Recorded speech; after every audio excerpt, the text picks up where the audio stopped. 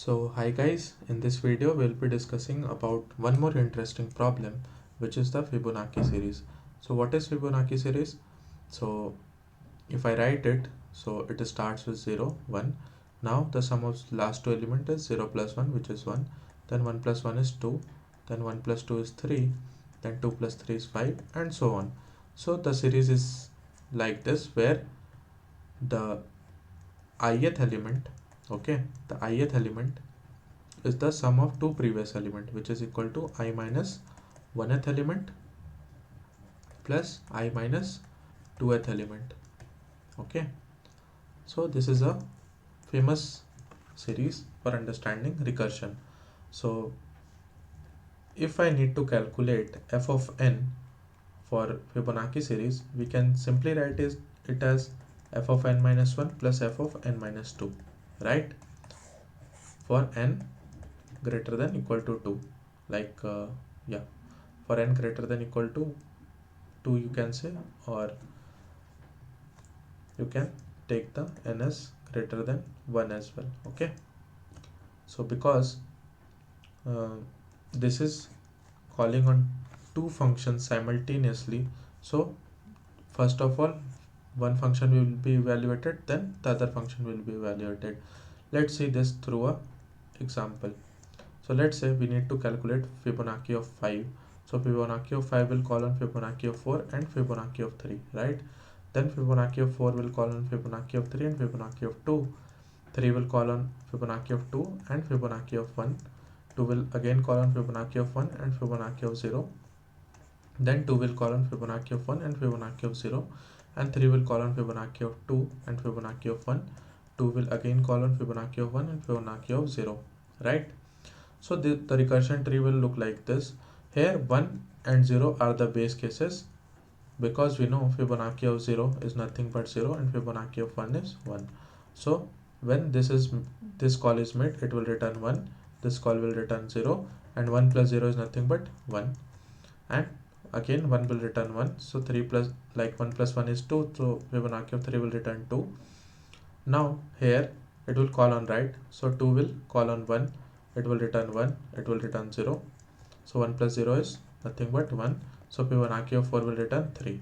Okay, now the call for right branch will be executed. So 3 will call on the left child first.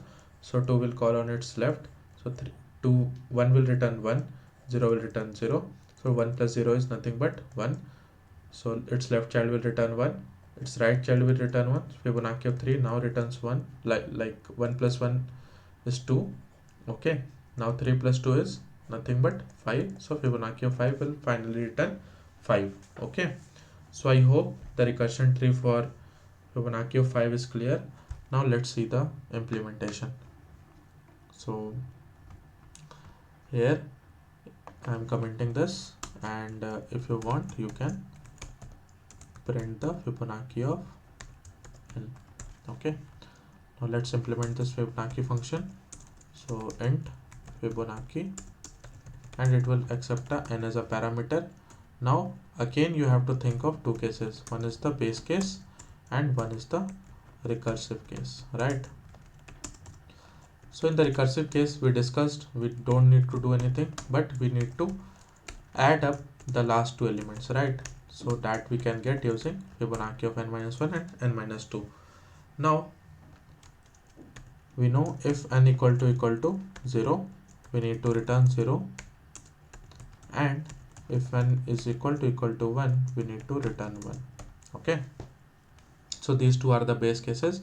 If you want you can write it in a single line as well. If n is less than equal to 1, you can simply return n.